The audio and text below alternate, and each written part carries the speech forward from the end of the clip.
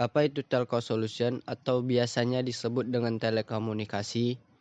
Apa saja keuntungannya, kekurangannya, bagaimana perjalanan sejarahnya, dan apa saja solusinya?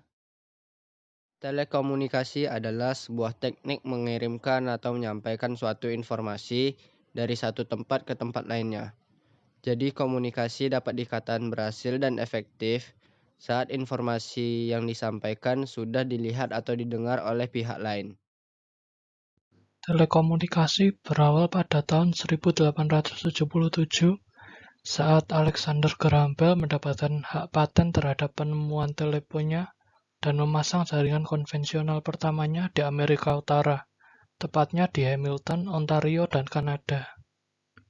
Di Indonesia sendiri, telekomunikasi berawal pada tahun 1984, yaitu PT Telkom Indonesia bersama dengan PT Rajasa Hasana Perkasa dengan mengusung teknologi NMT atau Nordic Mobile Telephone berfrekuensi 450 MHz.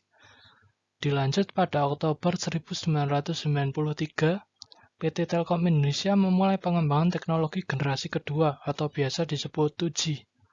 Setahun setelahnya pada tahun 1994, PT Satelit Palapa Indonesia atau Satelindo muncul sebagai operator GSM pertama di Indonesia. Pada tahun 2001, Indosat mendirikan PT Indosat Multimedia Mobile atau Indosat M3 yang kemudian menjadi pelopor layanan GPRS, General Package Radio Service, dan MMS, Multimedia Messaging Service di Indonesia. Berlanjut pada 8 Oktober 2003, pemerintah akhirnya memberikan lisensi kepada PT Cyber Access Communication atau sekarang menjadi PT Hutchison 3 Indonesia sebagai operator seluler 3G pertama di Indonesia melalui proses tender, menyisihkan 11 peserta lainnya.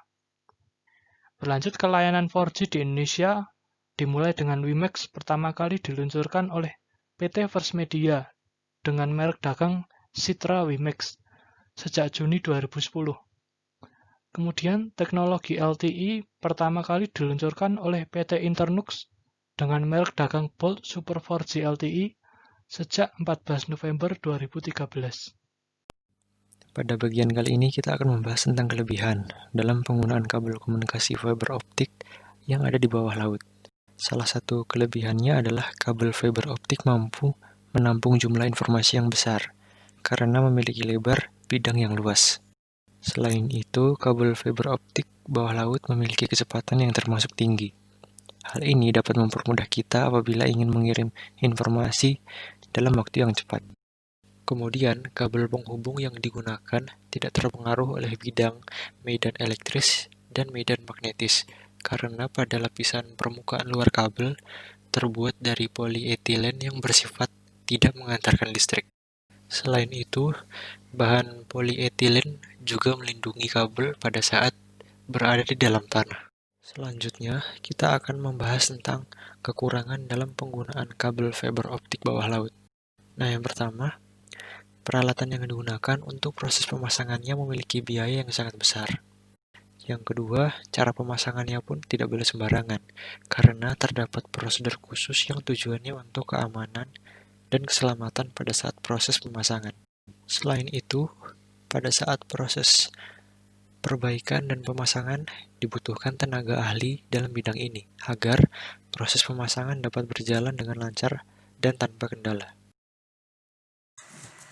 Di sini dapat kita lihat bahwa jaringan telekomunikasi yang ada masih sangat kurang terjangkau, terlebih di Indonesia. Jasa telekomunikasi di Indonesia memiliki kendala di dalam jaringan karena kurangnya fasilitas yang dapat menjangkau ke seluruh pelosok Indonesia. Dalam hal ini, kita sangat memerlukan solusi yang tepat untuk menghadapi kendala atau masalah yang sering terjadi dalam jaringan telekomunikasi. Penggunaan satelit dapat berperan besar dalam memecahkan masalah jaringan telekomunikasi.